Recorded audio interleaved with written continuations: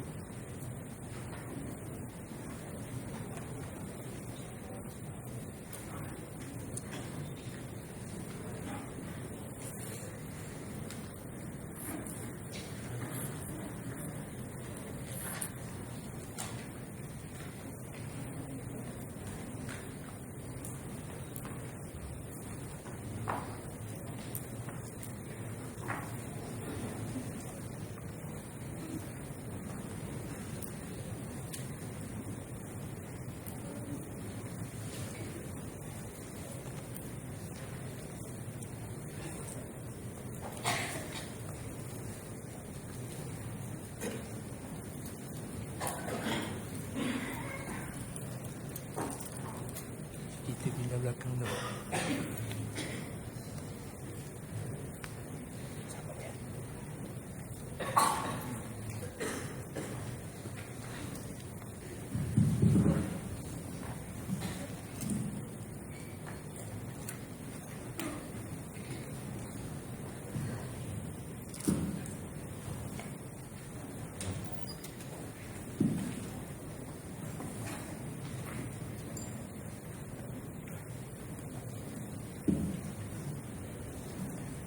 Bismillahirrahmanirrahim. Sebelum kita memulakan majlis kita, memulakan sidang kita bersama-sama untuk berzikir kepada Allah Subhanahu Wa Taala. Kita memuji Nabi sallallahu alaihi wasallam. Insyaallah.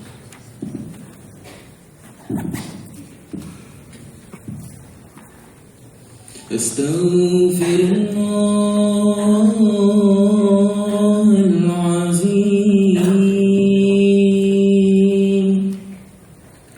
alladzi la ilaha illa huwal hayyul qayyum wa atubu ilayh. Astaghfirullahal azim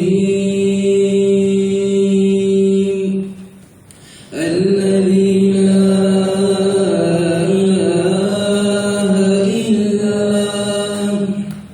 huwal hayyul qayyum wa atubu ilayh. Astaghfirullahal azim alladzi la ilaha illa huwal hayyul qayyum wa atubu ilayh.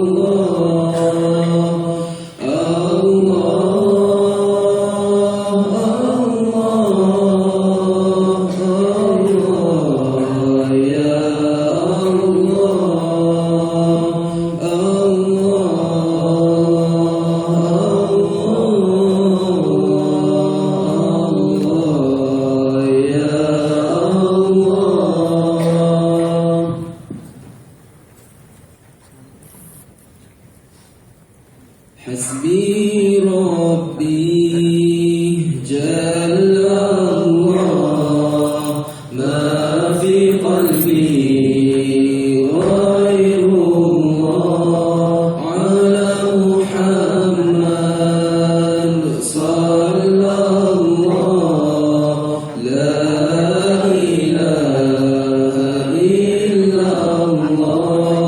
Hasbi Rabbi Jalla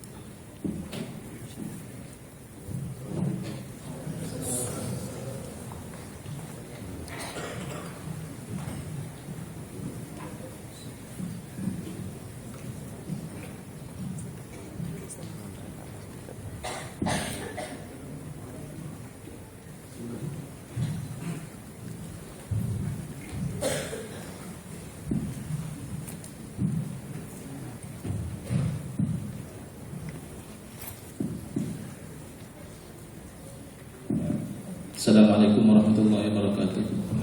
Bismillahirrahmanirrahim. Alhamdulillahirabbil alamin. Wa afdhalus salati wa atammu taslim ala sayyidina Muhammadin wa ala alihi wa sahbihi ajma'in. Rabbi yassir wa la tu'assir, Rabbi tamim bi khair, wa la hawla wa la quwwata illa billahil aliyyil azim. Kepada Syekhuna Al-Fadhil Tuan Guru Muhammad Syekh Nuruddin Al-Bandari Al-Makki hafizallahu ta'ala wa nafa'ana bihi wa bi ulumihi fid dharain amin. Hadirin hadirat muslimin muslimat yang kita hormati, alhamdulillah pada petang ini insyaallah kita akan mula bersama-sama di dalam taman daripada taman-taman syurga, iaitu majlis ilmu, yang mana Al-Fadhil Tuan Guru kita akan menyambung perbahasan pencerahan tentang kitab La tahqiranna minal ma'rufi syai'an. Jangan kamu meremeh-remehkan satu perkara yang itu sedikit pun.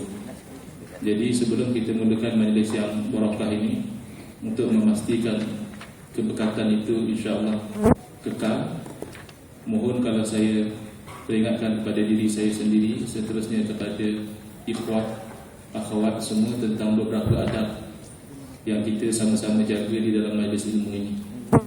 Yang pertama, kita berusaha untuk duduk dengan cara duduk yang sesuai dengan majlis ilmu. Sekiranya kita tidak ada keuzuran, pilihlah salah satu daripada tiga. Sama ada kita duduk sebagaimana kita duduk di dalam tahiyat awal, sebagaimana yang Syekhuna sedang duduk sekarang, ataupun duduk sebagaimana duduk di dalam tahiyat akhir, ataupun kita duduk bersiling. Elakkan daripada kita menunjukkan kaki, mengangkat kaki, memeluk lutut dan seumpama dengannya. Yang kedua, kita tumpukan sepenuh perhatian kepada majlis ilmu yang sedang berlangsung. Dengan pertama, jangan kita tu bersembang-sembang sesama sendiri, jangan berlawak jenaka sesama sendiri, dan jangan juga menggunakan gadget, handphone kita dan sebagainya selain daripada yang berkaitan dengan majlis ilmu. Jangan ber-SMS, menjawab telefon, Facebook. Dan kalau lebih cantik adalah kita off terus handphone kita dalam majlis ilmu ini. Yang ketiga, kita hormati apa-apa yang ada kaitan dengan ilmu. Kalau perlu untuk kita keluar atas sesuatu hajat, elok kita bangun dan tunduk sedikit sebagai isyarat, minta izin kepada Syekh, mungkin kita nak ke tandas dan sebagainya. Dan sebaik-baiknya kita terus kekal dalam majlis ilmu ini sehingga ke hujung. Dan kitab yang kita gunakan itu jangan kita letakkan di atas lantai atau di hujung kaki. Sebaliknya kita letak di atas leher, atau kalau tidak ada leher, sekurang-kurangnya kita ribai. Itu beberapa adab yang asas insya-Allah. Dan satu adab yang batin, sentiasa kita ikhlaskan yang kita itu hadir dalam majlis ini untuk mendapat keredaan daripada Allah Subhanahu Wa Taala, supaya kita berbahagia di negeri akhirat, supaya kita dapat menghilangkan kejahilan daripada diri kita, supaya kita dapat menghidupkan agama kita dan tahu selok-belok agama kita ini. InsyaAllah majlis kita ini akan dimulakan dahulu dengan qasidah, dan seterusnya Syekhuna akan memulakan majlis yang barakah ini insyaAllah. Billahi taufiq wal hidayah. Wassalamualaikum warahmatullahi wabarakatuh.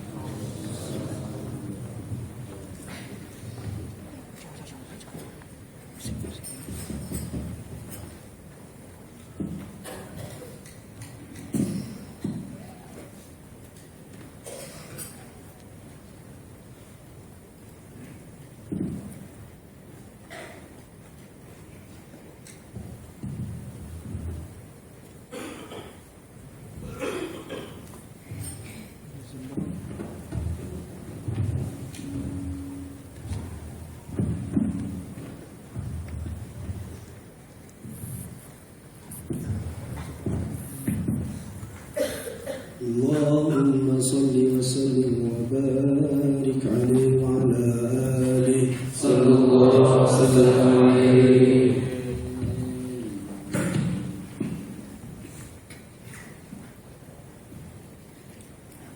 والنور يهدي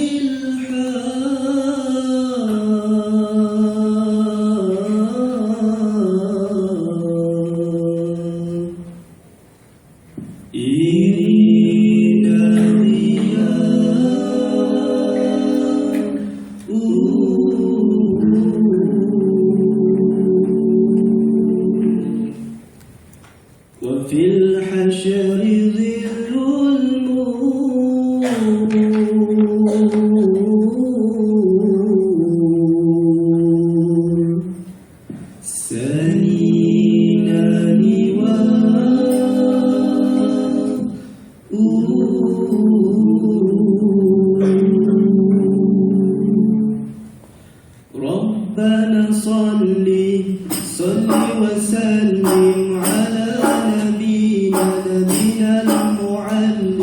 ربنا صل وسلم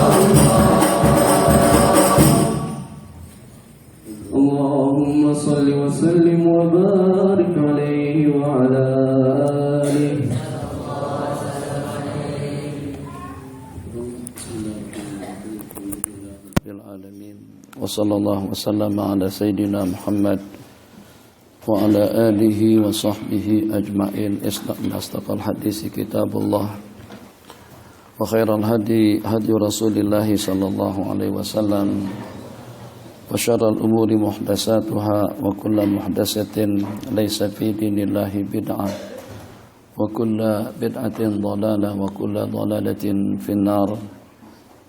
Fa'alaikum bil jama'ati fa inna yadallahi ma'al jama'ah wa man syadda finnar. Ucapan ribuan terima kasih kepada pihak penganjur, kepada semua pihak yang terbabit dalam majelis yang kita adakan pada petang hari ini dan akan berlangsung sampai tengah hari besok hari. Dan ucapan selamat datang kepada talabatul ilm, talibat, pada para penggemar majlis-majlis ilmu dan juga majlis-majlis al-halali wal haram dari mana saja, yang secara pasti pengorbanan yang seperti apapun bentuknya, besar dan kecil atau sekecil apapun, itu akan Allah perlihatkan balasannya nanti kepada kita pada hari kiamat. Jadi majelis mengucapkan ahlan wa sahlan bikum wa marhaban bi talibil ilm, fa inna talibal ilm, sesungguhnya penuntut ilmu pengetahuan, para malaikat Allah menghamparkan yad'u lahu, letakkan sayap-sayapnya kepada mereka, ridwan bima yasna, restu dengan perbuatan yang mereka lakukan. Maka agar sebagaimana yang telah disebutkan di dalam hadis, memang betul-betul majlis yang kita adakan pada sore, malam, pagi, besok hari nanti, betul-betul sebagaimana Nabi kita sebutkan di dalam hadis, rawdatu min riyadil jannah, idza marartum bi riyadil jannati farta'u. Qalu wa ma riyadul jannati ya Rasulullah? Qala hilakul dzikir. Berkenanlah apabila kamu melihat kebun-kebunan surga, tempat-tempat orang berkumpul untuk mendapatkan gudang daripada kebajikan, berkenanlah untuk mampir, untuk kita singgah, untuk kita bersama mereka. Sahabat bertanya, apakah itu Riyadul Jannah, kebun-kebunan surga? Nabi kita bersabda, hilakul dzikir, itulah majlis ilmu atau majlis dzikir. Jadi saya mengingatkan kepada diri pribadi saya sendiri agar pada majlis yang kita adakan pada petang hari ini sampai berakhir, kita diantara daripada yang terbanyak mendapatkan kebajikan, rahmat, nafahat, tuyubat, inayah daripada Allah Jalla wa'ala. Sebab kenapa? Sebab dengan peluang dan juga dengan kesempatan itu sudah dengan diri kita masing-masing. Jadi kita memang betul-betul dipilih oleh Allah Jalla wa'ala daripada tempat kediamannya, yang walaupun ke Putrajaya, kalau kita katakan senang saja untuk kita sampai kemari, tapi jarak yang kita tempuh cukup lumayan jauh. Dan secara pasti para hadirin yang hadir, kita tidak daripada tempat yang sama, daripada tempat yang berbeda-beda, daripada kediaman yang berbeda-beda, daripada daerah, kampung, mungkin juga negeri yang berbeda-beda, tapi kita dengan matlamat yang sama, target yang sama, harapan yang sama, dan juga dengan tujuan yang sama, agar bagaimana dengan kita yang pertama, kita mampu untuk menyejukkan, menceriakan, menyenangkan, menyeronokkan Sayyiduna Rasulullah sallallahu alaihi wasallam. Bisa dengan kita mempelajari hadis-hadis yang Nabi kita riwayatkan. Kita tidak lebih daripada generasi penerus yang walaupun kita taksir, yang walaupun tidak ada apa-apanya, kalaulah dengan kita mengadakan pengajian sepanjang hidup kita, sampai kita wafat, daripada pengajian kepada pengajian, daripada majlis kepada majlis, dan juga daripada zikir kepada zikir, Sehingga sepanjang peluang waktu yang Allah berikan kepada kita hanya termanfaatkan untuk ilmu, untuk riwayat, untuk mempelajari halal dan haram, untuk kita mendekatkan diri kepada Allah Jalla wa'ala. Itu tentu saja satu pengorbanan yang tidak memadai kalau dibandingkan dengan pengorbanan-pengorbanan yang telah dilaksanakan oleh salafun saleh. Jarak hitungan yang tidak dapat dihitung, jarak ukuran yang tidak dapat diukur, pengorbanan yang tidak ada tandingannya. Saya terbaca tentang riwayat hidup daripada Al-Imam Baqi ibnu Makhlad. Baqi ibnu Makhlad ini adalah salah seorang daripada murid Imam Ahmad ibnu Hanbal rahimahullahu ta'ala. Itu minimal dalam tiap hari beliau menempuh jarak tidak kurang daripada 15 parsa. Satu parsa itu kalau dengan hitungannya sama dengan 3 mil. 1 mil itu sama dengan 1,8 km. Berarti dalam tiap hari beliau menempuh jarak berjalan kaki, bukan dengan kereta, bukan juga dengan motor, atau juga dengan menggunakan kendaraan-kendaraan yang kita gunakan sekarang ini. Tiap hari berjalan kaki, tiap hari, bukan sekali seminggu, bukan sekali sebulan, tidak kurang daripada dalam 100 km berjalan kaki. Allah berikan suatu kekuatan yang sulit untuk kita mencari tandingannya. Itu dengan pengorbanannya, yang itu mujahadahnya, yang itu pengabdiannya, yang itu ubudiyahnya, yang itu kecintaannya, yang itu kesetiaannya, yang itu kedermawanannya. Satu persatu daripada umat Nabi Muhammad SAW itu telah menunjukkan kebolehan dan juga telah menunjukkan pengorbanan yang patut mereka lakukan sesuai dengan kriteria dan juga sesuai dengan kemampuan yang Allah berikan kepada diri mereka masing-masing. Yang itu mampunya dengan duit, yang itu mampunya dengan ibadah, itu mampunya dengan majlis, itu mampunya dengan riwayah. Ada di antara daripada mereka pengorbanan yang mereka lakukan, bekalan yang telah diwariskan oleh orang tua mereka, itu tidak kurang kalau dengan hitungan uang RM, tidak kurang daripada dalam 30 juta RM. Semuanya itu habis hanya untuk ilmu dan juga untuk majlis-majlis riwayah. Hampir tidak ada negeri dan juga tidak ada negara di mana ada ulama, di mana ada majlis riwayah, di mana ada ulama-ulama hadis, maka dengan beliau akan datang mengunjungi mundar mandir tafat dunia bi akmaliha. Dunia itu dikelilingin secara keseluruhannya hanya semata-mata untuk mengumpulkan hadis-hadis Rasulullah SAW. Jadi tidak ada kena mengenanya dengan kita, tidak ada hubungan darah, tidak ada hubungan nasab, tidak ada hubungan keluarga dengan kita. Tapi daripada pengorbanan mereka tadi itu, mereka habiskan duit, habiskan waktu, habiskan tenaga, habiskan kekayaan, habiskan umur, hanya semata-mata untuk memikirkan masa depan agama yang pertama dan juga masa depan umat Sayyiduna Rasulullah SAW. Jadi seakan-akan seperti ini ungkapan kata-kata muqtadal hal yang mereka ucapkan.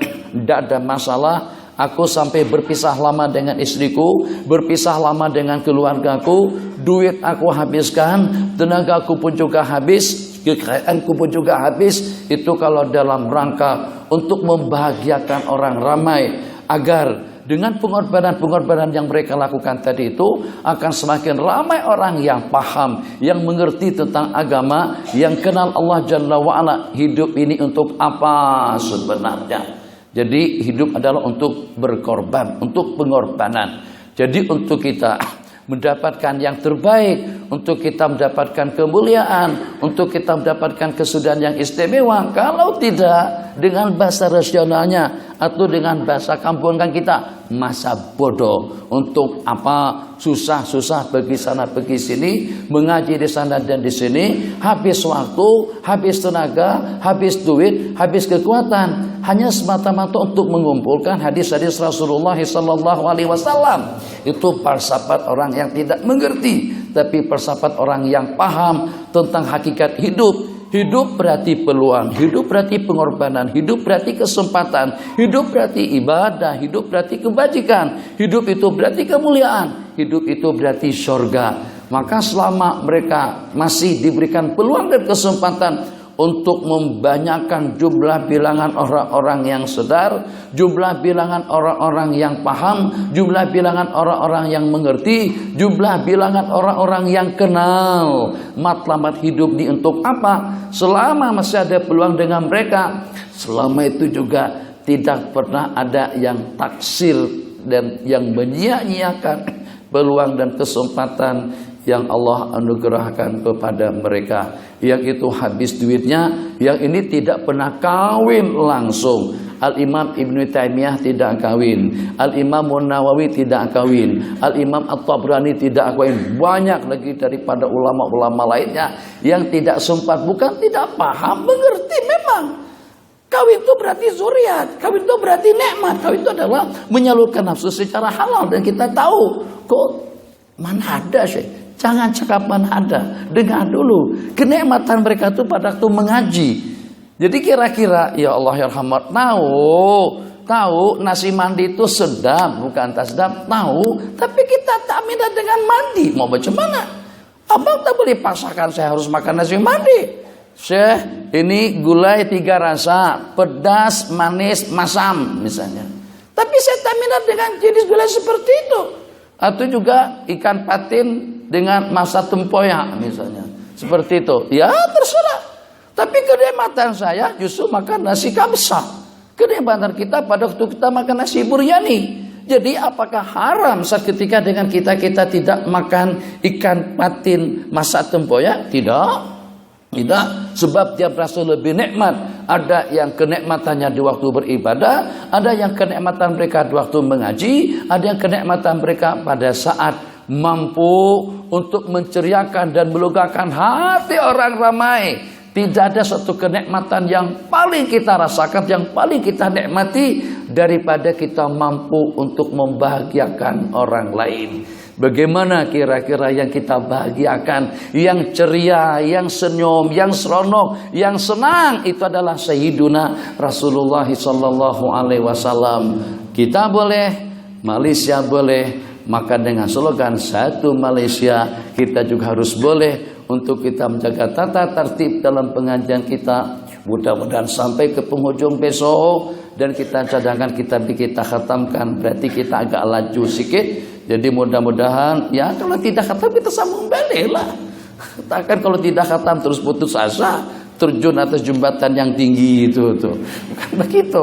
Memang kita targetkan akan kita khatamkan, mudah-mudahan dapat kita khatamkan sebagaimana kita umumkan sebelumnya. Sebab kitab ini sudah kita baca sejak beberapa bulan yang lalu, rasa-rasanya hampir sudah 1 tahun kan. Ada 1 tahun, lebih kurang lah, lebih atau kurang-kurang sedikit. Bismillahirrahmanirrahim. Kita akan bersama hadis Rasulullah sallallahu alaihi wasallam. Dewannya agak kecil sedikit.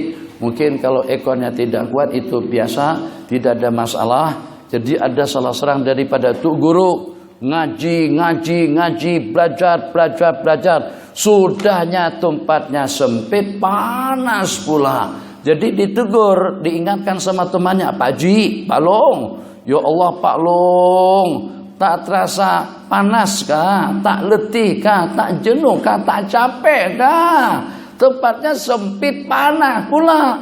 Jadi kata beliau, hei, kamu tidak paham, tidak mengerti kah, tak reti kah, tak tahu kah? Ini aku lagi sedang bersama siapa? Aku lagi sedang bersama Sayyiduna Rasulullah sallallahu alaihi wasallam dengan hadis-hadis yang diriwayatkan, dan juga aku lagi sedang bersama para malaikat-malaikat Allah, dan juga dengan kumpulan daripada para sahabat yang kita merasa lega, merasa seronok, yang pada waktu nama salah seorang daripada mereka disebut ataupun juga nama salah seorang daripada mereka diperdengarkan. Bismillahirrahmanirrahim. Tuan pengursi Ko Ahmad, ingat gak sampai ke hadis yang keberapa? 53, muka surat 93. Oh, udah banyak. Saya buka muka surat 59 tadi Bang Arif kasihkan. 93. Oh, insya Allah khatam kalau macam itu. Kalau tidak khatam, kita khatamkan juga. Bismillahirrahmanirrahim. Salat sunat wudu. Salat sunat wudu. merenung, jalan, bak. Peluang itu aja sekali saja. Tidak ada anugerah dan mukjizat yang Allah berikan kepada para nabi dan rasul yang lebih istimewa daripada mukjizatul Isra'i wal Mi'raj. Maka pada peristiwa Al-Isra'i wal Mi'raj tadi itu, Nabi kita pun dalam perjalanan yang relatif singkat, hanya dengan hitungan detik saja, malam hari itu pergi, malam hari itu juga balik, tapi dengan bermacam-macam yang Allah perlihatkan, linuriyahu min ayatina, untuk kami perlihatkan tanda-tanda keagungan dan kebesaran kami. Nabi kita pergi ke Baitul Maqdis, Nabi kita menjadi imam, Nabi kita berjumpa dengan para nabi dan rasul. Apakah itu secara mimpi? Tidak. Kalau itu secara mimpi, kita pun juga boleh. Kemarin itu saya juga termimpi. Saya termimpi pergi ke Mekah. Lepas ke Mekah terus saya pergi ke Baitul Maqdis. Lepas ke Baitul Maqdis saya naik ke langit yang pertama. Lepas langit yang pertama, langsung terjun daripada langit yang pertama, terjatuh di Putrajaya, di Tasik Putrajaya. Tapi alhamdulillah setinggi jarak antara langit dengan bumi, yang perjalanannya itu tidak kurang. Yang perjalanan antara kita dengan bulan saja itu tidak kurang daripada dalam 350.000 km. Kalau kita dengan planet yang di atas, itu ada di antaranya yang jaraknya tidak kurang daripada 650 juta km jarak planet mustari dengan kita di bumi. Jadi tadi malam tuh saya seperti itu, tidak ada yang komplain, insyaallah khair-khair saja. Tak ada yang menjerit-jerit. Itu gara-gara karena banyak bercakap tuh. Itu gara-gara karena banyak mengaji akhirnya ada nyanyi udah. Enggak, itu bukan nyanyi. Kenapa? Mimpi. Mimpi itu kadang-kadang dengan seseorang pun bangun terpanjang. Astagfirullahaladzim. A'udzubillahi minasyaitonirrajim. A'udzubillahi minasyaitonirrajim. Langsung berdiri depan, cari kaca cermin, depan cermin. Coba pastikan masih bersambung tak kepalaku dengan badan. Sebab tidak kena pancung dah malam kemarin itu. Orang percaya.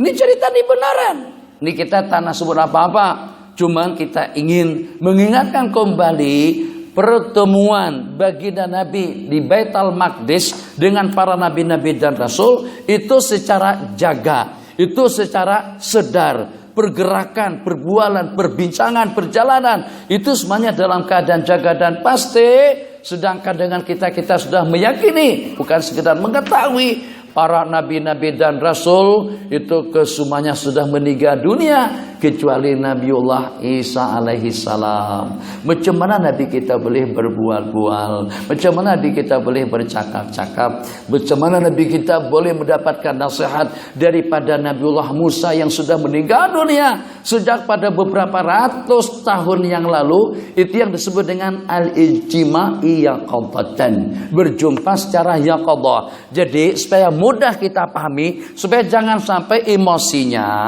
terbawa-bawa perasaan, komplain dengan kejadian yang berlaku. Mana ada orang berjumpa dengan baginda secara yaqadah atau juga secara sedar? Kan pernah hangat dibahas di negara kita pada beberapa bulan yang lalu. Kenapa kalian tidak percaya? Komplain kenapa?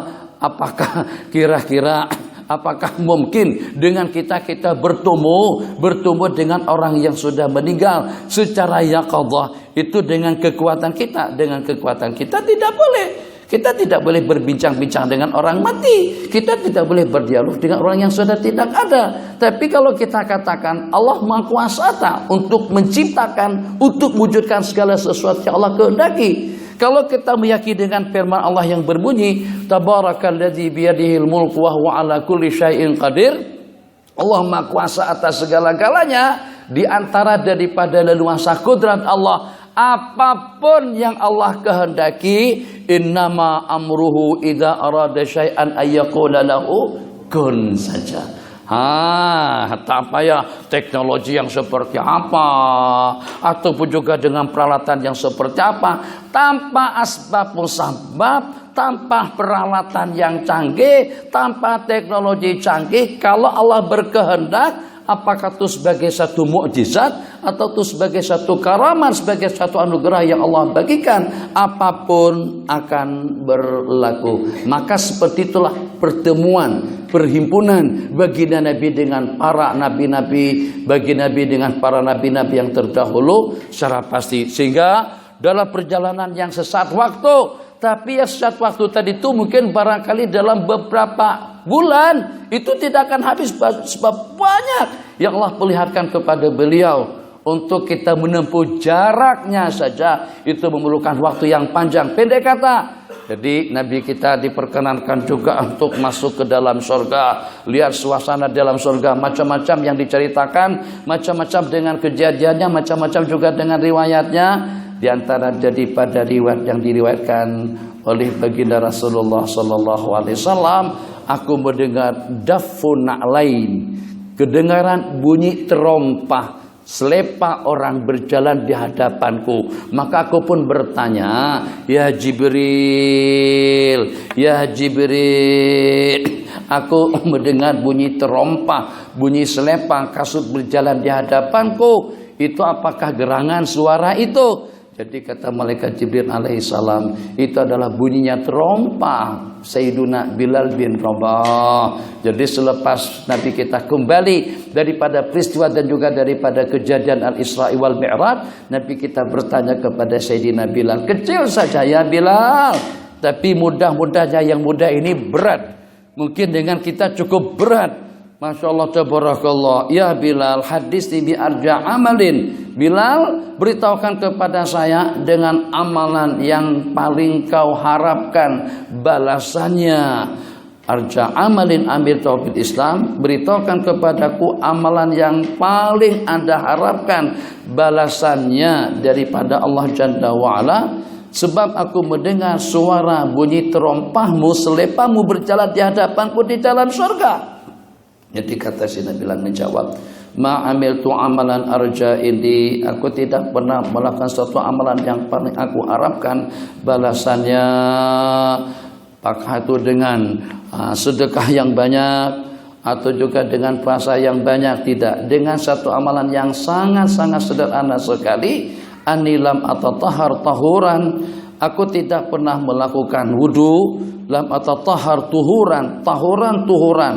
Kalau tahuran airnya, kalau tuhuran wudunya. Macam itu juga wudu. Kalau al-wudu artinya air wudu. Kalau al-wudu artinya perbuatannya. Aku tidak pernah mengambil air wudu fi sa'ati lailin aw nahar, di waktu malam ataupun juga di waktu siang. Melainkan aku sembahyang dengan wuduku itu makutibali an usanniya, jumlah bilangan rakaat yang Allah takdirkan, yang Allah bagikan kemudahan kepadaku. Ulama mengatakan minimal dalam 2 rakaat. Itu yang disebut dengan sembahyang sunat wudu. Kalau kita bertanya seumur hidup kita, sejak daripada waktu kita balik, pernah tak kita melaksanakan sembahyang sunat wudu secara khusus? Belum. Santri, sudah? Belum. Jangan kata sudah, belum lah. Kalau ada yang menumpang saja. Yang dengan kita kan guna falsafat 3 dalam 1. 4 dalam 1 itu ada. Kalau 3 dalam 1 itu memang macam mana? Pada waktu azan sudah berkumandang, maka dengan kita pun ngambil air wudhu. Lepas kita mengambil air wudhu, kita masuk masjid. Sampai ke masjid terus kita melaksanakan sembahyang qabliyah zuhur. Berarti dengan qabliyah zuhurnya kita laksanakan tadi itu, nawaitunya adalah qabliyah zuhur, tapi kita dapat 3 dalam 1. Sembahyang qabliyah zuhurnya dapat, tahiyatul masjidnya pun juga dapat, di samping sunat wudunya pun juga dapat. Itu secara tergabung. Yang dimasukkan dalam hadis secara khusus. Wudu terus sembahyang. Pernah kita wudu terus sembahyang fardu. Wudu terus kita sembahyang tarawih. Wudu terus kita sembahyang qabliyah. Wudu terus kita sembahyang doa. Tapi yang secara khusus wudu kemudian langsung kita melaksanakan sembahyang 2 rakaat.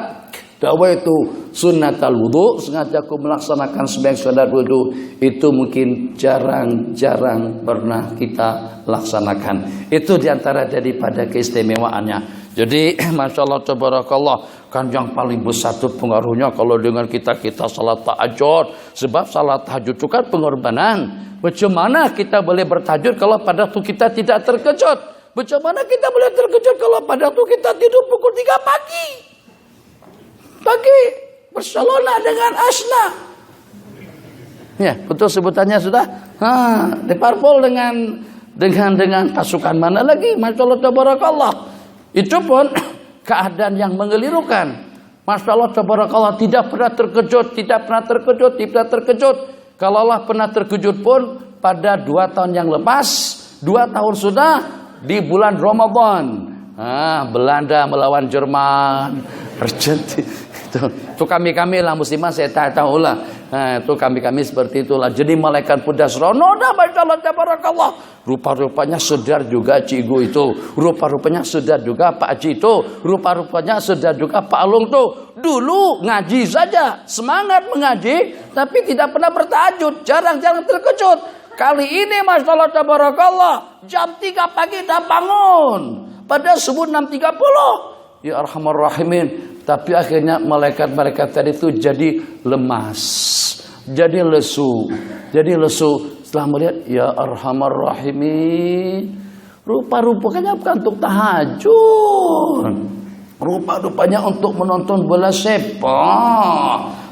Bangun. Jadi ala kulli hal, tidak apa-apalah. Kalaulah seperti itu juga hakikatnya, oke, sambil nonton bola sepak, subhanallah walhamdulillah wala ilaha illallah, santai. Sebab nonton kan, orang nonton bola mana ada duduk seperti kita mengaji. Duduk yang kata engkau Ahmad tadi itu ngaji, tapi nonton bola sepak santai sambil makan, tapi tasbih di tangan.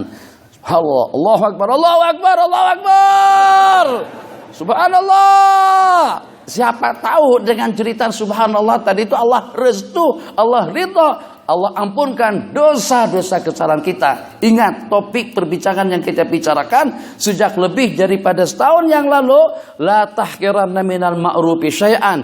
Jangan sekali-kali dengan kita memandang sepele kebaikan yang sekecil apapun bentuknya. Mungkin dengan senyumannya, mungkin dengan menawarkan fadhal, tambah, foto. Silakan. Atau dengan mengaungkan nasi, atau dengan menuangkan air, atau juga dengan mencedokkan keperluan yang diperlukan, atau juga dengan menyediakan pakaian yang siapa tahu kecil saja, tapi justru karena kecilnya yang kecil itu justru kita tidak melihatnya, yang tidak kelihatan dengan kita itu kadang-kadang yang paling besar balasannya di sisi Allah Subhanahu wa taala. Kenapa? Sebab tidak ada unsur nafsani, tidak ada unsur manusiawi, tidak ada kepentingan nafsu, kepentingan jiwa. Tidak ada orang sombong disebabkan karena dia senyum. Ada tak? Saya bangga karena saya senantiasa senyum. Tidak ada. Bangga kalau pada waktu kita bangun masjid, kalau kita infakkan duit sekian M atau sekian juta misalnya, itu jadi satu kebanggaan. Tapi kalau dengan kita basuhkan tangan seseorang, cedokkan air, atau juga kupaskan buah, atau sajikan makanan, hidangkan makanan, atau juga kadang-kadang kan ada orang-orang yang pada masa makannya itu seperti budak kecil. Jadi takut kalau nanti makanan itu terjatuh, terkena baju, maka kita ambilkan seput tangan potato, kita gantungkan ke lehernya macam ini. Jadi kita bantu untuk menggantungkan seput tangan putih supaya tidak terkena baju. Siapa tahu khidmat yang macam itu tadi itu jadi asbab kita mendapatkan ridho daripada Allah Subhanahu wa taala. Kembali kepada hadis yang kita riwayatkan, Sayyidina Bilal bin Abi Rabah radhiyallahu taala anhu tidak menceritakan tentang salat tahajud beliau, atau juga dengan sembahyang witir, atau juga dengan rawatib, qabliyah dengan ba'diyahnya. Justru yang beliau ceritakan tentang anugerah yang Allah bagikan tadi itu adalah tiap kali beliau mengambil air wudu, beliau sembahyang. Bismillahirrahmanirrahim. Keutamaan mengajarkan basmalah kepada anak. Tak susah mana? Bismillahirrahmanirrahim. Ata. Bismillahirrahmanirrahim. Mujib. Bismillahirrahmanirrahim. Bismillahirrahmanirrahim. Bismillahirrahmanirrahim. Ikut, tengok nih muka papa, tengok nih. Tengok mulut mama, tengok. Bismillahirrahmanirrahim. Bismillahirrahmanirrahim. Sampai pandai dia baca basmalah. Ulang lagi, ajarkan lagi, ajak. Jadi jangan setakat sekali aja, ajarkan lagi. Qala khairun nasi wa khairu ma yamshi ala wajhil ardil muallimun. Sebaik-baik manusia dan sebaik-baik orang yang hidup, yang berjalan di permukaan bumi, itu adalah orang-orang yang mengajar. Ngajarkan apa saja. Ada kepandaian buat langsir, ada kepandaian buat kerudung, dong. Ada kepandaian untuk mendadan orang dan. Susah. Astagfirullahaladzim. Pengen juga lawa dan cantik, tapi tak pandai buat. Mana nih? Astagfirullah. Misalnya sangkut ke sini kak, brosnya ada, faridahnya ada, bukan faridah saja, zulfanya pun juga ada. Apa yang kita tengok tadi bang? Lenopanya ada. Rupanya paham semuanya. Ada macam-macam warna, tapi tak pandai pakai, cara pakainya tak pandai. Ini bros ini nak letakkan di mana? Sini kah? Oke, kita ajak dia. Siapa tahu jasa baik yang semacam itu untuk memberikan keceriaan, orang itu jadi suka dan senang. Dia juga boleh tampil lawa dan cantik, indah dan bagus. Alhamdulillah. Keserasian dengan struktur anggota tubuh dan juga dengan pakaiannya, sehingga dengan orang tadi itu nampak kelihatan lawa dan cantik di mata suaminya secara khusus, di mata keluarganya. Masya Allah tabarakallah, jasa baik kita mendandan, menyolek dari itu. Ya Allah, kita belikan bedak bukan macam tuh, bedak tuh bukan ditampal-tampal macam tuh, bedak tebal itu dia nipihnya ginco. Ya Arhamar-Rahimin, apa jadi pentomin ya muka. Enggak, jadi kita ajak. Siapa tahu itu termasuk daripada taklim, untuk kecantikan, untuk pakaian, untuk zikir, untuk tasbih. Enggak apa-apa. Oke, sekali lagi bang. Ya Imam Ar-Ruh. Lagu yang lain. Ya Imam Ar-Ruh. Oke, sekali lagi. Tuh, 2, 3. Ya Imam Ar-Ruh. Liasanadi. Oke, sekali, dah bisa dah, pandai dah, boleh dah. Oke, pindah kepada lagu yang lain. Satu lagi saya nak belajar yang ha-ha-ha-nya tuh. Oke, kita yang ada ha-ha-nya. Ya hanana, ya anana, ya yang a-a-nya tuh. Siapa tahu? Karena dia boleh tampil cantik, menceriakan suasana, membuat orang ramai jadi seronok, dia dapat ridho daripada Allah. La takhiran, jangan kau pandang sepele, jangan kau pandang sinis, jangan kau pandang sedikit. Kebaikan yang seperti apapun kecilnya, walau antal kahaka biwajhin talik. Nabi kita bersabda, yang walaupun dengan bermuka ceria saat ketika kita berjumpa, siapa tahu pahalanya itu yang menjadi asbab kita masuk ke dalam surga bighairi hisab. Nabi kita bersabda, sebaik-baik manusia dan sebaik-baik orang yang berjalan di atas permukaan bumi itu adalah orang-orang yang mengajar. Fa innahum kullama khaluqad dinu, sesungguhnya mereka pada saat agama itu sudah mulai pudar, sudah mulai lusuh, jadaduhu, mereka berbaharui kembali. Tidak apa-apa mengantuk sedikit, tidak masalah dengan pengorbanannya, tidak masalah letih sedikit, tidak problem kalau sampai kepanasan. Tujuan kita untuk menyegarkan ilmu-ilmu yang dulu kita sudah pernah mengaji, dulu kita sudah pernah belajar, tapi kita nak ceritakan kejadian tadi itu. Kemarin saya buka kitab Al-Muqid bin Ad-Dalalah, Al-Muqid bin Ad-Dalal oleh Al-Imam Al-Ghazali rahimahullahu ta'ala, menceritakan tentang satu cerita. Saya cerita tuh tahu dah berpuluh-puluh tahun yang lalu. Sejak pada waktu di Mekah beberapa kali diceritakan, sejak pada waktu di Mesir beberapa kali diperdengarkan dan saya baca kembali. Tapi selepas beberapa tahun kemudian saya datang ke Malaysia pada tahun 98. Sejak pada waktu itu rasanya saya tidak pernah menceritakan kejadian tadi itu. Ceritanya pada waktu dengan Sayyidina Anas bin Malik radhiyallahu ta'ala datang menziarahi Sayyidina Utsman bin Affan sebagai khalifah yang ketiga. Jadi pada waktu itu sebelum datang ya biasalah. Saya rasa kalau seperti kita tuh saban hari biasa. Jadi pada masa perjalanan Sayyidina Anas tadi itu pada masa perjalanan ternampak seorang perempuan yang tidak selayaknya ditatap, dipandang semacam itu kecuali kalau kepada istri kita sendiri. Tatapan pandangan mata semacam itu kepada wanita yang secara ternampak tadi itu, secara kebetulan tadi itu tidak sepatutnya beliau lakukan kecuali kalau kepada istri.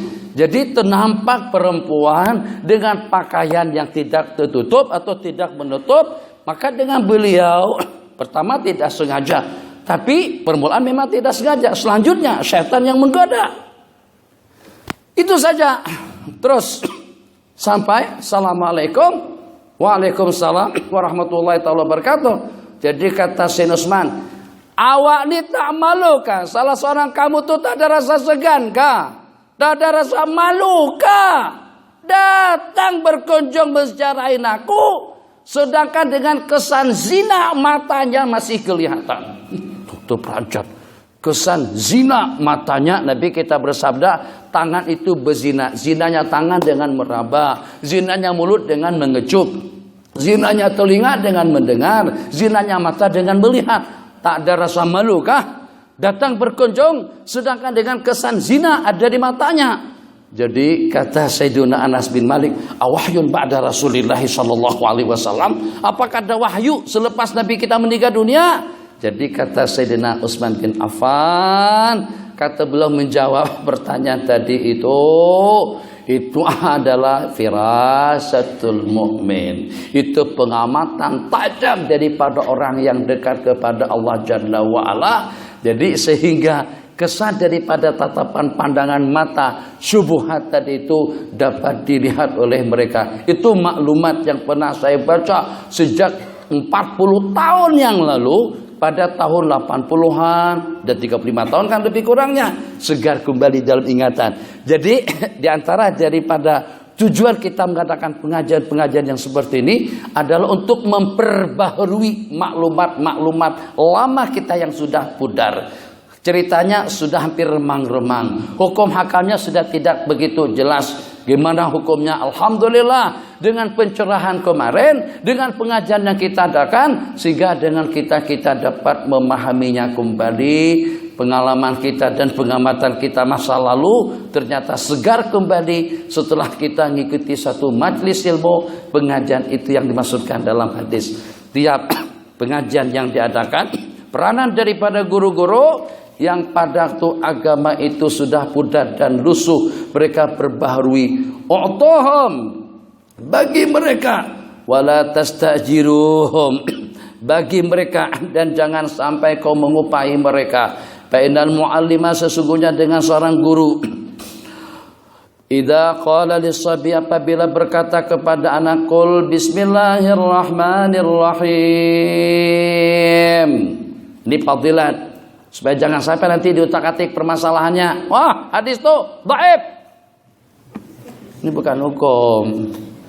Ulama paham. Bukan kita saja yang paham. Mereka lebih paham. Mereka guru-guru kita. Lebih paham. Ibnu Mardawai, Imam Suyuti, Imam Nawawi, Imam Ibnu Salah, ulama-ulama hafaz. Kita baru hafal dalam beberapa buah hadis. Mereka hafal ribuan hadis. Kalau hanya setakat dalam 2, 3, 4 ribu itu bagi mereka tidak ada apa-apanya. Satu majelis duduk ngaji, mundar mandir, bolak-balik. Jadi kata si teman tadi toh, minta maaf dengan bahasa Betawi sedikit, lo ngapain bolak-balik ke sana kemari? Nyata tidak, buku tak ada, pen tak ada, catatan tak ada. Jadi ngaji lagu mana? Sabar. Besok ngaji lagi, tak bawa buku, tak ada pen, tak ada catatan, setakat dengar aja. Dengar aja. Bolak-balik macam tu lagi. Nanti dari masa ke masa diingatkan pula. Buang-buang waktu. Ngaji ke Putrajaya jauh situ. Lebih elok naik perahu aja santai. Sekali-sekala nanti kita sewa perahu yang paling besar, kita buat pengajar dalam perahu. Bahasa saya coba atur macam mana caranya. Ada tak bot yang kira-kira boleh kita semuanya boleh masuk ke dalam situ. Bot yang ada tuh kalau kita masuk karam botnya. Ya Allah ya Rahman Rahimin. Jadi bahasa sana karena diomongin berkali-kali, selalu saja diucapkan kata-kata semacam itu, akhirnya ada rasa geram juga. Oke. Awak yang catat, yang tulis, yang bawa MP3, apa yang sudah awak baca, apa yang sudah awak kumpulkan, apa yang sudah kamu catat dan tulis. Begitu dibuka, jumlah bilangan hadis yang sudah terkumpul, yang tercantum dan yang tercatat, jumlahnya tidak kurang daripada dalam 17.000 buah hadis yang sudah dicatat sama teman yang mengaji tadi itu. Jadi kata Imam Bukhari riwayat kedua dengan Imam At-Tirmidzi, oke, telik, baca, tengok. Hadis yang pertama hari apa, jam berapa dan di mana? Ini. Hadis yang ke-1000, 1100, 2015, 2300, hadis yang ke-6000. 17.000 buah hadis tadi itu diriwayatkan dalam satu majelis. Ini 200 buah hadis saja kurang lebih, udah bertahun-tahun dah tak selesai. Terus merasa lebih hebat dari ulama-ulama kita dahulu. Mereka bertukus-tukus ngaji. Kita ngaji Mukhtasar Ibn Abi Jamrah di Ma'had An-Nur sampai sekarang baru dalam 40-30 buah hadis. Mereka satu kali duduk 17.000 buah hadis dibacakan Imam Bukhari. Begitu mendengar kecerdasan daya ingatan Imam Bukhari tadi itu, maka bukan lagi Imam Bukhari yang minta perbetulkan dengan catatan. Justru yang mencatat dan yang menulis memperbetulkan tulisan tadi itu dengan hafalan daripada Imam Bukhari rahimahullahu ta'ala. Itu kecerdasan ulama kita dahulu. Tahu mereka hadis sahih, ini hasan, ini dhaif, ini maudhu. Tapi kenapa juga tetap dimuat? Sebab dia tidak berbicara tentang hukum akam. Dia tidak berbicara tentang akidah. Dia menceritakan tentang kelebihan, keutamaan kita mengajar, membacakan Bismillahirrahmanirrahim kepada murid ataupun juga kepada anak. Kul Bismillahirrahmanirrahim. Barang siapa mengucapkan dan mengajarkannya, maka akan Allah tulis kebebasan daripada api neraka untuk anak, kebebasan untuk guru, dan kebebasan untuk kedua ibu bapaknya. Jadi anak jangan tidak diajar atau jangan tidak dihantar untuk mengaji. Tak apa-apalah, kita memang agak susah sedikit. Memang ya yang namanya budak kecil, tangkap sini, tangkap sana, lepas sini, lepas yang di sana.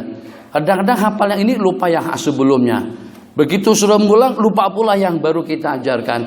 Ba a fathah a ba fathah ba ma fathah ma aba ma o fathah o ba fathah ba ma fathah ma obama. Saja. Tapi sedikit demi sedikit akhirnya dia pandai. Alhamdulillah ikrar dapat. Letih memang. Tapi 3 kebebasan yang kita dapatkan. Anak kita dapat, gurunya dapat, kedua ibu bapaknya juga dapat. Jadi jangan kedekut dengan waktu, jangan kedekut dengan ilmu, jangan kedekut dengan kesempatan. Orang yang pertama yang patut untuk kita berikan panduan dan bimbingan itu adalah putra putri kita sendiri. Bismillahirrahmanirrahim. Hadis yang selanjutnya, jam makan belangku pukul 7 baru makan. 6:30 makan dah. Jam sekarang udah 6:30 lah nangis. Itulah kita nih hidup untuk makan. Sebab katanya kalau kita tak makan kita kena makan. Jadi lebih lo kita makan orang daripada kita dimakan orang. Ayo pilih yang mana satu. Makan orang kah? Nah dimakan orang kah? Jadi kata sebagian, memang hidup itu untuk makan.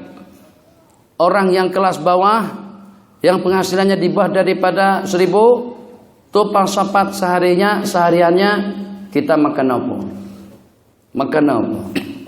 Karena duit tak banyak mana. Maka pertanyaannya makan apa? Hari ini tempe kah, tahu kah, ada lauk kah, tak ada lauk kah? Itu pertanyaannya makan apa? Tanya sama anak-anak.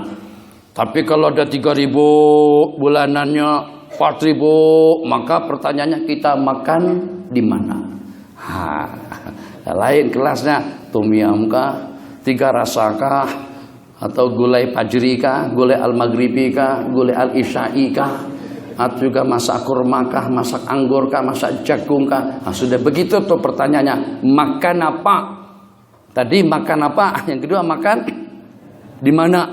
Yang ketiga, kalau udah puluhan ribu, pakat-pakat spesialis, itu masukannya 10.000, 30.000, 40.000, 60.000, ada operate, tambah lagi menteri-menteri, ratusan ribu uang masuk. Itu makan dengan siapa? Nah, panggil ke, oh, Assalamualaikum. Salah, kapsah, Syah Alam Section 7. Tahu tak kapsah ada pergi tak? Pergilah. Nanti kalau ada balik Tragado mana? Ada lagi kapsah Section 7. Ada lagi satu di Danai Alam atau Bukit Juluntung, ada satu restoran situ, nasi biryani, nasi kapsah dengan udang, sedap, masya Allah tabarakallah. Bayarnya pun juga lumayan sedap. Ada lagi duyafah, aroma baunya sedap.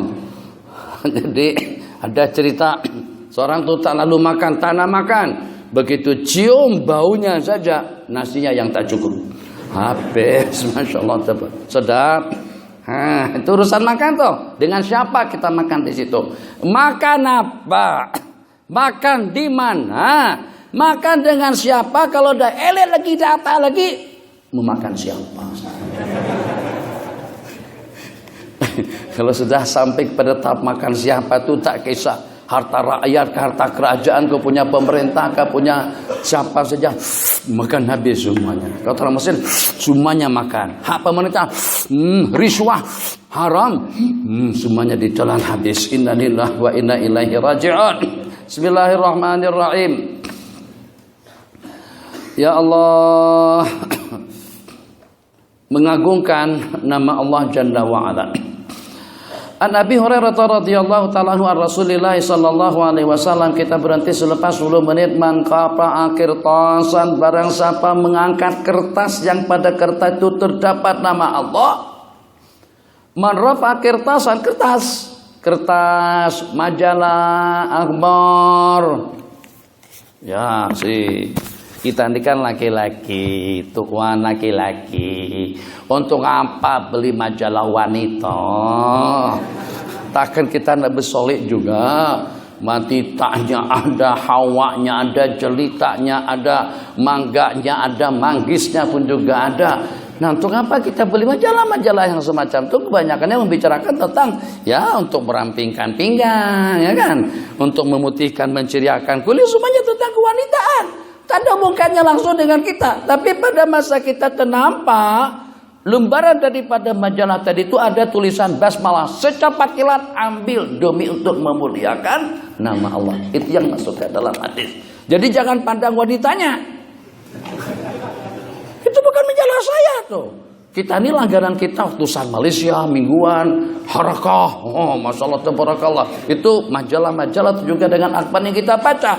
Kalau untuk urusan seumpama jelita, wanita, hawa dan yang sejenis, kita tak pernah beli dan tak nak baca juga dalam waktu yang sama. Kenapa? Ya urusan rampingkan pinggang, turunkan kolesterol. Ada cerita lah, tapi bukan dengan saya lah. Mungkin juga dengan saya, mungkin juga dengan yang lain.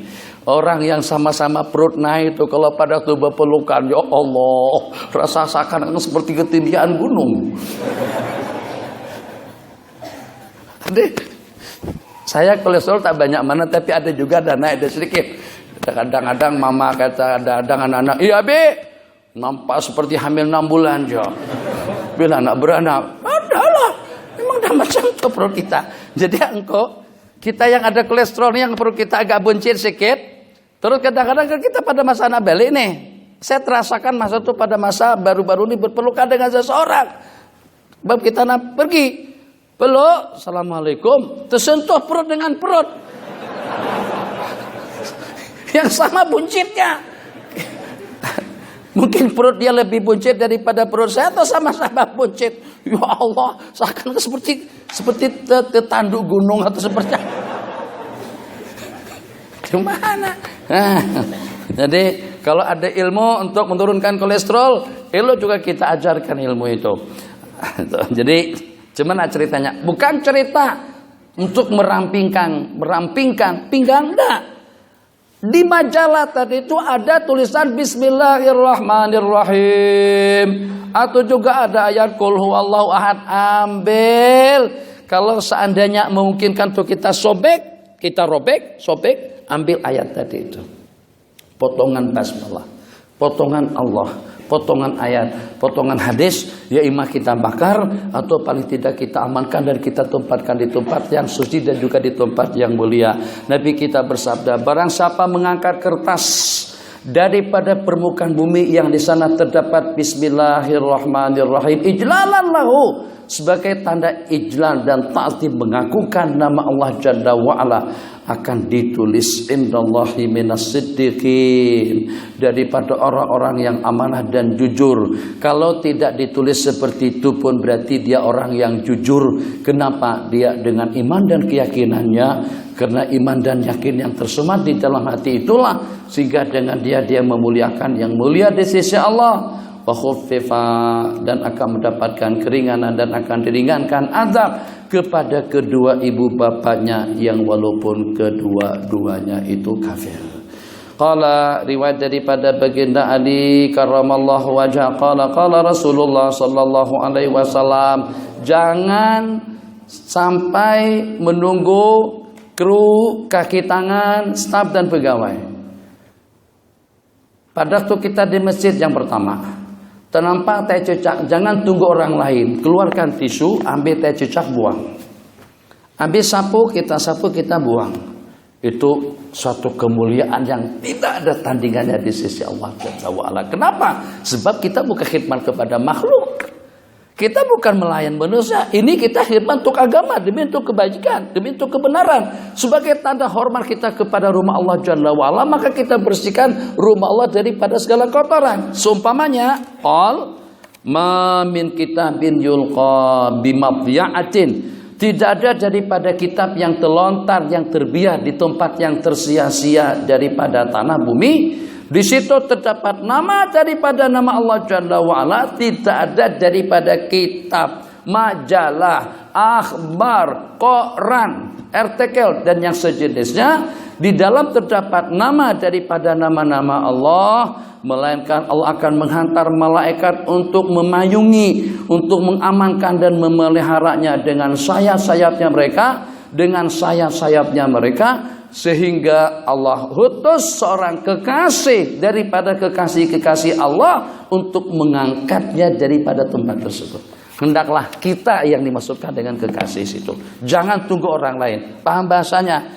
Di mana saja, mungkin itu dekat tandas, mungkin itu tempat pendaftaran, mungkin itu dekat kedai, mungkin itu dekat restoran, mungkin depan rumah. Di mana saja ada nama daripada nama-nama Allah yang terbiar, Allah akan hantar malaikat. Malaikat akan turun untuk menjaga dan juga untuk mengamankan dan memeliharanya. Sehingga sampai Allah utus salah seorang wali Allah untuk mengambil, untuk menyelamatkan kertas atau tulisan tersebut daripada tempat yang menghinakannya. Fayarfa'uhu minal ardi wa man rafa'a kitaban, dan barang siapa mengangkat kitab di dalamnya ada nama Allah. Muslimat, makasih engkau, terima kasih. Jadi peringatannya kitab jangan diletakkan di lantai. Coba tengok, mengangkat yang terletak di lantai tadi itu macam tuh kebaikannya. Kira-kira bagaimana sebaliknya kalau pada waktu yang tadinya sudah terangkat kita lantaikan, yang tadinya diangkat kita letakkan. Yang tadinya tinggi kita kebawakan. Waliyadzubillah.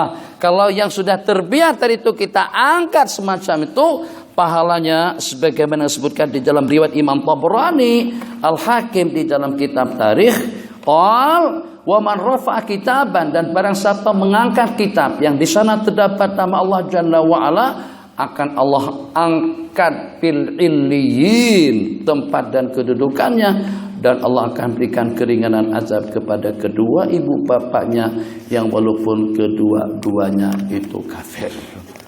Itu diantara daripada kelebihan. Jadi ingat ya, yang walaupun pengarangnya ini tak mulia mana, lemah, kadang-kadang emosinya lebih, kadang-kadang merajuk, kadang-kadang orangnya garang, kadang-kadang cakap merepek, kadang-kadang. Tapi macam mana pun dalam kitab ini ada beberapa buah hadis Rasulullah. Ada alhamdulillah, ada ayat, ada basmalah. Jadi bukan karena saya, tapi karena kumpulan hadis yang terlibat di dalam. Bimbirlah kitab itu dengan hormat dan sopan.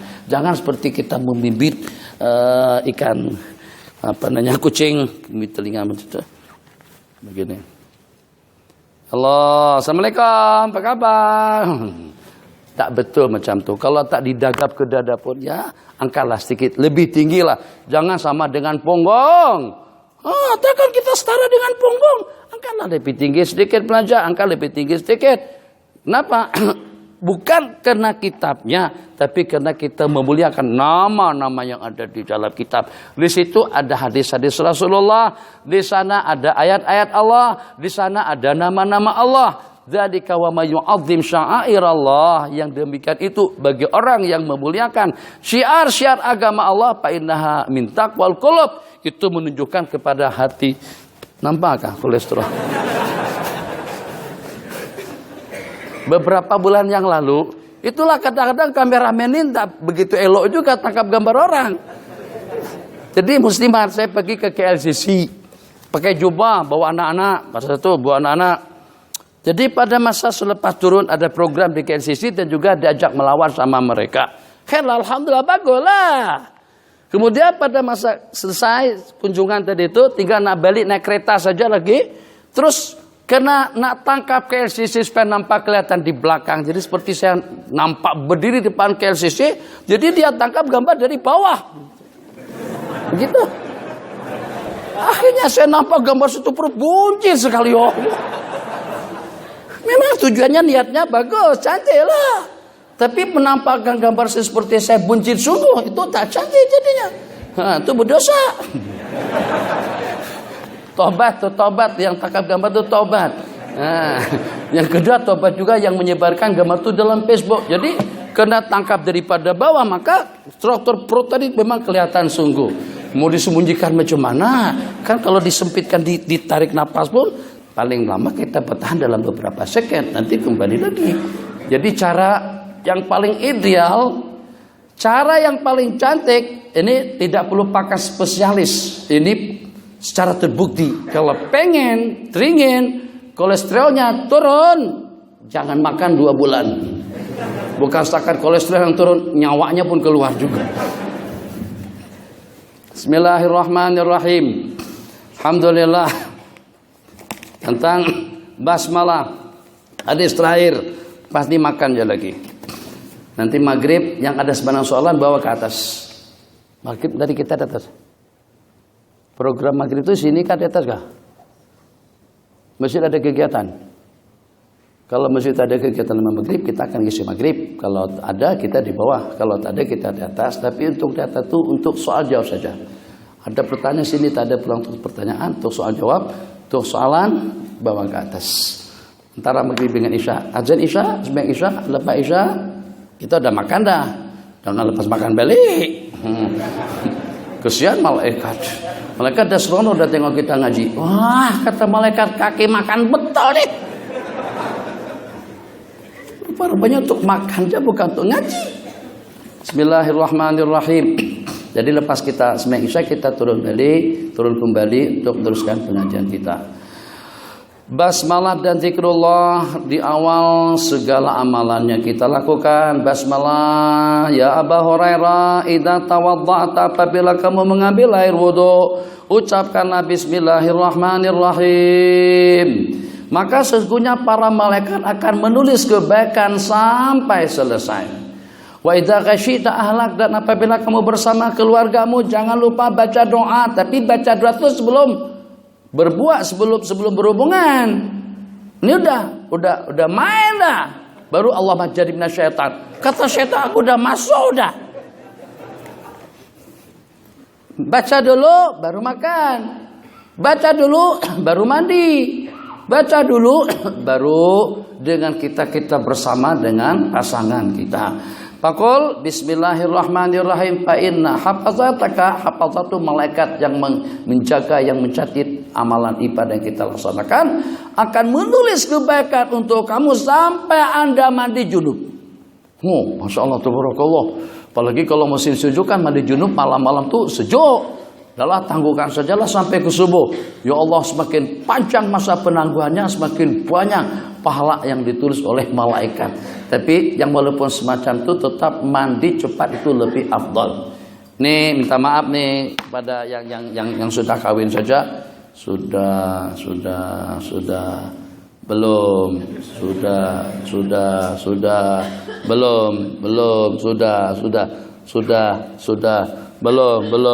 belum. Nah, di belakang pun banyak juga yang belum, tapi belum 2 dengan 3 dan 4. Jadi secara mafhumnya, semakin panjang kita dalam keadaan junub, semakin banyak kebaikan yang ditulis. Tapi kata ulama tidak. Tetap saja yang mandi amal itu lebih afdal. Kenapa? Sebab kita dalam keadaan suci dan bersih. Sebab kita mempunyai perisai dan penyelamat diri di waktu kita dalam keadaan suci dan bersih. Baca basmalah sebelum bersama suami, sebelum bersama istri. Allahumma jadibna syaiton. Jangan tak hafal doa toh. Doa itu dapat dari sekarang. Sebab nanti kadang-kadang kalau kasidah saja kena pakai bacaan, itu pun dibaca saban hari. Yang itu kadang-kadang kalau pada waktu kawin gegabah lagi, sehingga tuh lupa bacaannya. Allahumma barik lana fima razaqtana. Itu doa makan. Itu bukan doa jima tuh. Apa kena tulis di depan kelambu lah. Bolehlah situ. Kalau tidak, masalah juga. Bismillahirrahmanirrahim. Maka dia akan mendapatkan kebajikan sampai dia mandi janabah. Faita hasala lahu laka min tilkal muwafaqati, dan apabila berhasil daripada hubungan tadi itu walad, maksudnya kalau Allah takdirkan istri hamil daripada hubungan tadi itu, kutiba laka hasanatun, akan ditulis kebaikan sejumlah bilangan nafas daripada putra atau anak yang lahir, dan juga sejumlah bilangan nafas anak keturunannya. Hatta la yabqa minhu ahadun, sampai tidak tersisa seseorang daripada keluarganya. Ya Aba Hurairah, apabila kamu naik tunggangan, naik kereta, naik motor, keluar rumah, jalan kaki, masuk rumah, bismillahirrahmanirrahim. Pakai baju bismillahirrahmanirrahim. Makan minum bismillahirrahmanirrahim. Tanggalkan pakaian bismillahilladzi la ilaha illa. Kalau tak pandai baca bismillah saja. Itu yang paling tidak dalam segala aktiviti yang mulia. Tapi kalau marah-marah ke anak, jangan baca basmalah. Nak pukul bismillahirrahmanirrahim. Enggak. Makro. Pukul anak dengan ucapan bismillahirrahmanirrahim. Itu juga waliyadzubillah. Pada waktu istinja jangan baca basmalah. Basmalah disunatkan, zikrullah disunatkan pada tiap perkara-perkara yang elok dan cantik. Tidak digalakkan dan tidak dianjurkan dengan perkara-perkara yang negatif, seperti pada masa beristinja, seperti pada masa buang hingus. Buang hingus tak payah baca basmalah. Batuk tak payah baca basmalah. Nak batuk dulu bismillahirrahmanirrahim. Qala bismillahirrahmanirrahim, yuktabu lakal hasanatu bi'adadi kulli khatwah, dengan jumlah bilangan langkah yang dilangkah oleh tungganganmu. Dan apabila Anda naik kapal, pakul bismillahirrahmanirrahim, bismillah walhamdulillah, akan ditulis kebajikan hatta takhruja minha, sampai kamu keluar daripada kapalmu. Insyaallah kita sambung malam nanti. Memakan apa yang jatuh itu disuap, ingin sehat jasmaninya, ingin berkat dalam kehidupannya, dan juga ingin murah rezeki, jangan sekali-kali menyia-nyiakan rezeki yang Allah bagikan kepada kita. Wallahu a'lam, sallallahu ala sayyidina Muhammad wa ala alihi wa sahbihi wasallam. Nanti diumumkan jemputan makan itu di mana, di atas atau di bawah, nanti akan diberitahukan. Sallallahu rabbuna ala nuril mubin Ahmadal Mustafa Sayyidil mursalin. Sallallahu rabbuna ala nuril mubin Ahmadal Mustafa Sayyidil mursalin wa ala alihi wa sahbihi ajma'in wa ala alihi wa sahbihi ajma'in. Rabbana atina fid dunya hasanah wa fil akhirati hasanah wa qina adzabannar. Amin walhamdulillahi rabbil alamin. Jemput makan di atas. Engkau di mana? Enggak tahu. Di mana Bang Arif makan? Di atas tempat uang induk, naik atas. Buka puasa, buka puasa.